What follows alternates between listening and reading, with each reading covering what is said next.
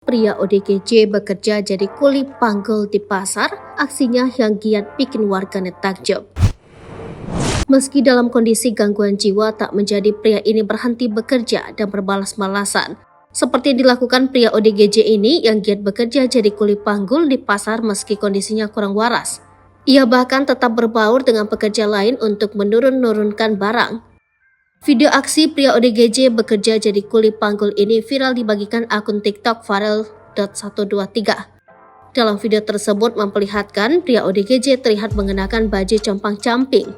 Dia memiliki rambut panjang yang tergerai. Kemudian terlihat pria ODGJ memikul sayur-sayuran di pasar. Aksinya tersebut terlihat membuat pekerja lainnya takjub. Bahkan, pekerja lainnya ikut membantu ODGJ tersebut memanggul sayur-sayuran tersebut. Sementara terlihat pria ODGJ tersebut sumringah saat bekerja lain membantunya. Ia pun memanggul sayur-sayuran tersebut yang diangkut dari sebuah mobil ke dalam pasar. Kini aksi pria ODGJ tersebut juga menyita perhatian warganet. Sejumlah warganet prihatin karena pakaian yang dikenakan pria ODGJ tersebut tak layak pakai. Warganet pun takjub karena pria ODGJ tersebut memiliki naluri untuk bekerja.